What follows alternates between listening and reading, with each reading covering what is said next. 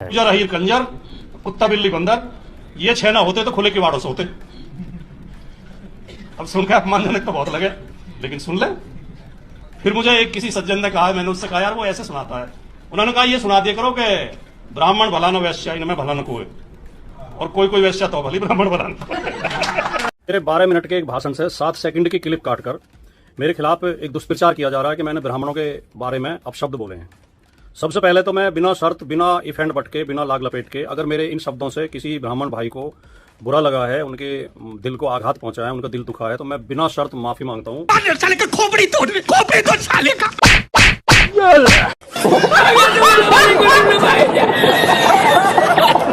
आप ये कह सकते हो कि चंदन और त्रिपुंड लगा के बगल में पुराण पोथी पत्र बांच के, तो फिर आप ये भी अगर बोलने की हिम्मत रखो कि बगल में कुरान लगा के और जालीदार टोपी पहन के जो निकलता है मौलाना वो धूर्त है, तो मैं इनके साथ खड़ा हो जाऊंगा। भाई ये आदमी शेर है। वो राजकुमार भाटी हैं, राजकुमार यादव नहीं है। अब गुजरों की संख्या कितनी है, सबसे ज्यादा गुजर किस दल को वोट देता है, ये सोच समझ के भाई भाजपा वाले और भाजपा के समर्थक बोले। मनोज यादव जी कह रहे हैं कि सारे गुजर उनके साथ लामबंद हो जाएंगे। वो कहेंगे राजकुमार भाटी के सम्मान में गुजर है मैदान में। मोहल्ले में लोग जान नहीं रहे, खामोखा नेता बने घूम रहे हो। आप वेश्या से तुलना कर देंगे, वेश्या महिला का भी अपमान कर रहे हो। जो खिलखिलाहट अंदर से फूटी, लगा के अंदर से मीठे पानी का चश्मा फूट पड़ा है। आह, पूरी देह हंस रही थी। ये तो चलो छोटा आदमी है राजकुमार भाटी, खत्म हो गई पार्टी। ममता अपना चुनाव हार गई ऐसी मूर्खों के चक्कर में, जो शिवलिंग पर कंडोम पहना के फोटो डाल रही थी। ममता जी का कैरियर तो गया। 73 साल की उम्र में ये दिन देखना पड़ा। गुजर समाज नहीं, पूरा पिछड़ा समाज बीजेपी के खिलाफ हो जाएगा अगर राजकुमार भाटिया ने उनको इतना आका है ना। मैं आपको बता रहा हूं, आज की डेट में गुजर समाज के सबसे बड़े नेता है, पूरे उत्तर प्रदेश के सबसे बड़े नेता। देश के बात मैं दावे से कह रहा हूं। अगर ये देश के गुजरों के सबसे बड़े नेता होते तो इनको राज्यसभा कब का भेज दिए होते अखिलेश जी। उनको इतनी अक्ल नहीं, उनको नहीं दिख रहा कि ये भाटी कोहनूर है, इसको मुकुट में जड़ो। मनोज भैया बता रहे हैं कि ये गुजरों का मैं बता रहा हूं देश में सबसे बड़ा नेता है। मैंने 3 उदाहरण दे दिए, ममता जी का, स्टालिन का और तेजस्वी यादव का। तीनों को उनके बड़बोले लोगों ने डुबो दिया और बहुत गहरे डुबो दिया। ऐसे ही बहादुर वीर थे, बोले ना चिंता ना करो, हमारे साथ हमारी जात है, 20% तो हमारे वोट है। पता लगा एक जमानतें जब्त हो गई। चलो भाई, मसला कहां से है, ये कौन सी एसिडिटी है जो किसी भी दवा से शांत नहीं हो रही। कोई एसिडिटी तो है अंदर जो बार बार अम्लपित्त को ऊपर फेंक रही है, राजनीतिक अम्लपित्त एसिडिटी को। विवाद थमने का नाम नहीं ले रहा है। ब्राह्मणों को जानबूझकर टारगेट करने की कोशिश हो रही है क्या? और अगर हो रही है तो चुनाव के वर्ष में ऐसी कोशिशें पार्टियों को महंगी पड़ती हैं। ये बात सबको समझ आनी चाहिए। किसी भी जाति को आप टारगेट करके उसको अपमानित करने का, लांछित करने का काम करेंगे तो चुनाव में महंगा पड़ेगा, ये तय है। ये बड़ी अच्छी बात कही आप। भाई ब्राह्मणों ने कौन सी भैंस खोल ली है कि लाठी लेके उसके खिलाफ खड़े हो यार? अपना अपना काम करो। नहीं, जिसको पार्टी बढ़ानी सो पार्टी बढ़ाए, जो अपनी विधानसभा की तैयारी करनी वो करो, लोकसभा करनी वो करो, जो करना करो यार। ब्राह्मण को गाली देके आपको क्या हासिल होगा? मेरे जैसे छोटी बुद्धि के आदमी, बाकी तो आप लोग विद्वान लोग हो, राजनीति करते हो, मैं तो एक ही बात जानता हूं, 2 वोट कम हो चाहे 2 लाख कम हो, वोट कम जरूर होगा। इसमें अगर हम पूर्व की भूमिकाओं में नहीं भी आए तो उत्तर प्रदेश से जुड़ा हुआ राज्य है बिहार, गंगा उसको जोड़ती है। उस बिहार में ऐसे ही 2 वक्ता प्रवक्ताओं ने लालू प्रसाद यादव की इतनी बड़ी मजबूत पार्टी को ऐसी स्थिति ला के खड़ा कर दिया जो कभी लालू जी के जीवन काल में सोच नहीं सकता था कि आरजेडी की 25 सीट आएंगी। कभी बुरी से बुरी स्थिति में कोई नहीं सोचता था।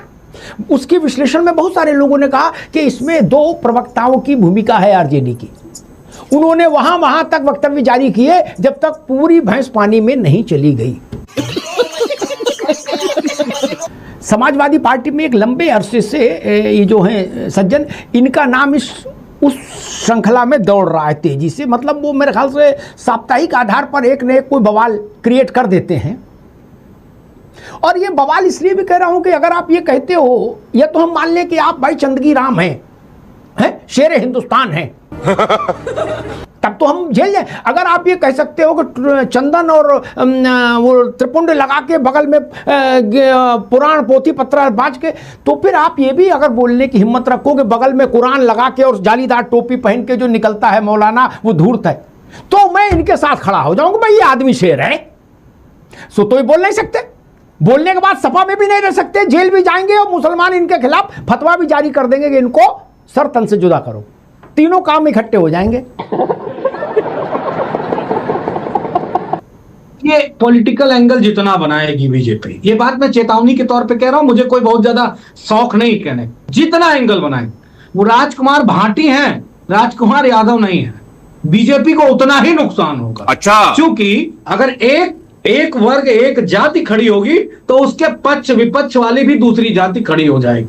अब गुजरों की संख्या कितनी है, सबसे ज्यादा गुजर किस दल को वोट देता है, ये सोच समझ के भाई भाजपा वाले और भाजपा के समर्थक बोलें, क्योंकि फिर गुजर का भी मान सम्मान जाग उठेगा। वैसे मिहिर भोज तो छीन ही लिया है भाजपा ने, राजा मिहिर भोज को गुजर से उन्होंने क्षत्रिय बना लिया है। इस तरह की भी चीजें स्पष्ट हैं। मेरे नेता को घेरिए मत। हाँ, राजकुमार भाटी जी ने माफी मांग ली है, माफी मांग ली, और वो एक लोकोक्ति या एक मुहावरे के तौर पे कहा, और ये शब्द कहा कि मुझे जब कहा गया तो मुझसे किसी ने कहा कि ये आप उनको कह दो, लेकिन मैंने नहीं कहा। और वो कहने के बाद जनता हंसी और उसमें उन्होंने भी हंस दिया। ये बात कील की तरह दिल में। अब रुकना होगा मनोज, अब रुकना होगा। बीजेपी के पास चलूं, सिर्फ 2-3 बातें कहना होगा। अभी मजा आएगा ना भिड़ो। राजकुमार भाटी का कद ऐसा नहीं है, मनोज भावुक होकर कह गए होंगे, लेकिन उनका मैं जानता ऐसा कद नहीं कि वो गुजरों के प्रतिनिधि चेहरे हों उत्तर प्रदेश में। नहीं, अभी वो बहुत उम्र तय करनी पड़ेगी, बहुत लड़ाई लड़नी पड़ेगी, तब जाके आप किसी जात के नेता बनते हैं। जात का नेता बनना भी इतना छोटा काम नहीं ना। मुलायम सिंह यादवों के नेता कैसे हुए थे हम बताएं, कितना संघर्ष किया था। ऐसा थोड़ा नहीं यादव में पैदा हो गए तो यादवों के नेता हो गए, नहीं ना। 1 लाख लोग यादव हैं उत्तर प्रदेश में, लेकिन यादव तो मुलायम सिंह के साथ क्यों रहा? गुजर हो जाने भर से राजकुमार गुजरों के नेता हो जाएंगे। मनोज यादव जी कह रहे हैं कि सारे गुजर उनके साथ लामबंद हो जाएंगे, वो कहेंगे राजकुमार भाटी के सम्मान में गुजर है मैदान में। ऐसा कहीं से कहीं तक नहीं हो रहा, ये कहते दिमाग से निकाल दो। मायावती, मुलायम सिंह, कल्याण सिंह होना इतना सरल है क्या यार कि जात के नेता बोले सारी जात इनके पीछे है। मोहल्ले में लोग जान नहीं रहे, खामोखा नेता बने घूम रहे हो। अगर ये गुजरों के नेता होते प्रदेश भर में, जैसा मनोज जी कह रहे, तो अखिलेश यादव उतनी राजनीति जानते हैं, वो इनको भेज देते राज्यसभा कि कम से कम 50-60 सीटों का आदमी तो है, गुजरों का सबसे बड़ा नेता है। नहीं भाई, इनकी अपनी टिकट के लाले पड़े। और अगर इतना ही साहस है तो मैं तो कहता हूं, पर सबको लतियाओ। हम मान लें कि भाई हमें लतियाने की बीमारी है, तो सबको लतियाओ, फिर मुसलमानों के लिए बोल के दिखाओ कि जालीदार टोपी और बगल में कुरान, और निकल पड़ता है मौलाना सबको बेवकूफ बनाने। इतना जिस दिन राजकुमार भाटी या कोई बोल देगा, मैं मान लूंगा कि भाई ये आदमी मजबूत है। क्या बाकी कहानी कविता ना सुनाओ। और मैंने बिहार का उदाहरण दिया, ऐसे ही तर्क बिहार में दिए जाते थे, इसी तीखेपन के साथ दिए जाते थे। सारे तर्क ध्वस्तीभूत हो गए, लालू यादव की नाक कट गई।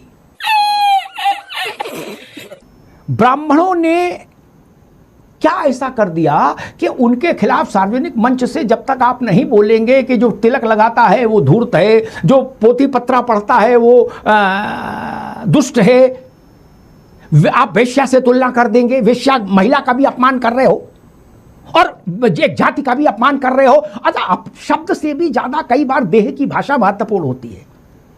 जो खिलखिलाहट अंदर से फूटी, लगा कि अंदर से मीठे पानी का चश्मा फूट पड़ा है। आह, पूरी देह हंस रही थी खिलखिला के। ये तो चलो मान लो बहुत छोटे कद के लोग हैं। एक बड़ा कद का राजनीतिक परिवार, जिसके परिवार की तुलना हम अखिलेश जी के परिवार से कर सकते हैं, उसमें छोटा बड़ा कहना मुश्किल, लेकिन वो भी उसी हैसियत का परिवार है, डीएमके करुणानिधि का परिवार। ठीक, उनके घर में भी जन कितनी बार मुख्यमंत्री की कुर्सी रही है। अभी स्टालिन थे ही मुख्यमंत्री महीना भर पहले तक, उन्हें भी ऐसी बीमारी लग गई थी। ये तो चलो छोटा आदमी है राजकुमार भाटी, लेकिन करुणानिधि और स्टालिन तो बड़े लोग थे।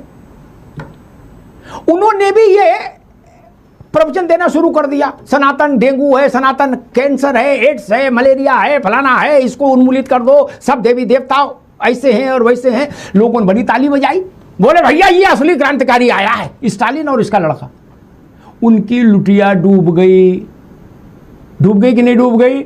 ममता जी इसलिए हारी क्योंकि नैनों में मदीना और दिल में काबा और शिवलिंग पर कंडोम। ऐसी मूर्खता जब उनकी पार्टी की उस लड़की ने की और उस लड़की को उन्होंने नंबर 2 कैंपेनर बना दिया पार्टी में। मैंने उसी दिन कहा था इसी मंच पर कि ममता जी को हारने से कोई नहीं रोक सकता। जाके देख लीजिएगा, वीडियो मौजूद होगा। इन्हीं शब्द, यही शब्द थे ममता जी को। उनको भी हो सकता है मनोज जी की तरह लग रहा हो कि अगर हम शिव जी को कंडोम पहना के फोटो डाल देंगे तो शिवलिंग को, तो दूसरी समाज हमारे साथ आ जाएगा और फिर एक समाज से दूसरा समाज टकराएगा। कुछ नहीं टकराया, खत्म हो गई पार्टी। ममता अपना चुनाव हार गई ऐसी मूर्खों के चक्कर में जो शिवलिंग पर कंडोम पहना के फोटो डाल रही थी। वो उनकी तो कोई हैसियत नहीं, कल तक मॉडलिंग करती थी, फिर करने लगेंगी। ममता जी का कैरियर तो गया। 73 साल की उम्र में ये दिन देखना पड़ा। ये आखिर गंगा नदी बह कहां से रही? तो जब अगर हम खोदेंगे तो हमको बहुत सारे उदाहरण मिलेंगे।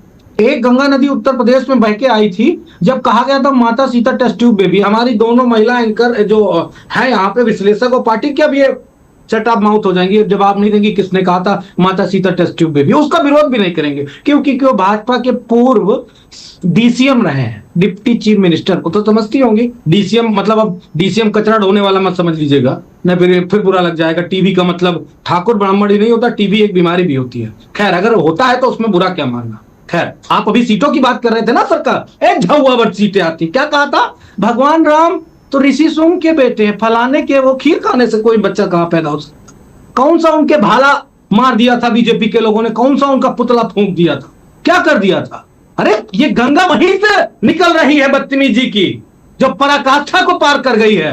ये बीजेपी के लोग उस पे आते हैं, भगवान को दलित बताएंगे, फलाना को राम जी उनके नहीं उसके बेटे हैं, और सीता तो टेस्ट ट्यूब बेबी है, साला ये साला वो, सब कुछ तो कर रहे हैं नंगानाथ उत्तर प्रदेश में। अब सामने वाला कोई कह दे और माफी मांग ले, वो अपना खेद प्रकट कर दे कि मैंने, मुझसे कहा गया कि इस तरह कहो और मैंने नहीं कहा जीवन में, आज ये बात मैं कह रहा हूं। अब वो हंस दिया। अगर ये बात कोई ब्राह्मण कहता तब किसी को बुरी न लगती। लेकिन एक बात याद रखिएगा, माफी मांगने वाला व्यक्ति बहुत बड़ा होता। मैंने पॉलिटिकल एंगल नहीं लिया था, ये हकीकत बताई थी अमिताभ जी। गुर्जर समाज नहीं, पूरा पिछड़ा समाज बीजेपी के खिलाफ हो जाएगा अगर राजकुमार भाटिया ने उनको इतना सा आका है ना। मैं आपको बता रहा हूं आज की डेट में गुर्जर समाज के सबसे बड़े नेता है, पूरे उत्तर प्रदेश के सबसे बड़े नेता। देश के ये बात मैं दावे से कह रहा हूं और देख लीजिएगा, इसका भी परिणाम देख लीजिएगा। किसी नेता को कब किसी के पद से ना नापिए, कभी मत नापिएगा।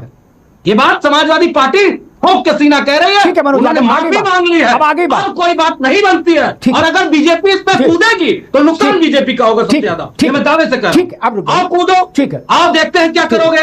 अभी बता दे भाई, अभी बता दे किसका कितना कद है मेरी पार्टी में। ये पार्टी अध्यक्ष से बेहतर कौन जानता है। मनोज यादव शायद कुछ दूसरी दिशा में ले गए। मैंने कहा कि अखिलेश यादव जी की बुद्धि पे तो भरोसा मनोज यादव को भी रखना चाहिए। अगर ये देश के गुजरों के सबसे बड़े नेता होते तो इनको राज्यसभा कब का भेज दिए होते अखिलेश जी। क्या अखिलेश यादव को उतनी समझ नहीं जितनी मनोज यादव को है? ऐसा तो नहीं मान सकता। वो मुलायम सिंह के पुत्र हैं, 5 साल शासन कर चुके, 10 वर्षों से पार्टी का नेतृत्व कर रहे हैं। उनको इतनी अक्ल नहीं, उनको नहीं दिख रहा कि ये भाटी कोहनूर है, इसको मुकुट में जड़ो। अभी तो टिकट ही नहीं फाइनल की। अब मनोज भैया बता रहे हैं कि वो ये गुजरों का, मैं बता रहा हूं देश में सबसे बड़ा नेता है। ये बात हमको ना बताओ, अखिलेश जी को बताओ। भाटी जी को राज्यसभा भेजें, राष्ट्रीय महासचिव बनाए, रामगोपाल यादव के बराबर बैठाएं। भाई शिवपाल यादव, रामगोपाल यादव, 2 को क्या, 1 को ड्रॉप करो, इनकी जगह भाटी जी को रखो। सुरेश जी, अगर पूरे देश के गुजर भाटी जी को नेता मान रहे हैं, क्या मिहिर भोज के बाद भाटी ही हैं, तो ये बात अखिलेश जी को नहीं दिख रही होगी। राजनीतिक परिवार की व्यक्ति है, अनुभव है उनके पास। अब तक तो इनको राज्यसभा भेज के रामगोपाल यादव को हटा के प्रमुख महासचिव बना देना चाहिए था। इस तरह की मूर्खताएं देश स्वीकार नहीं कर सकता, नहीं कर सकता। मैंने 3 उदाहरण दे दिए, ममता जी का, स्टालिन का और तेजस्वी यादव का। तीनों को उनके बड़बोले लोगों ने डुबो दिया और बहुत गहरे डुबो दिया। पत्थर बांध के पेट में पानी में छोड़ दिया ताकि नीचे बैठ जाए जाके। क्या ऐसे ही बहादुर वीर थे। बोला ना ना चिंता ना करो, हमारे साथ हमारी जात है, 20% तो हमारे ही वोट है। पता लगा एक जमानतें जब्त हो गई।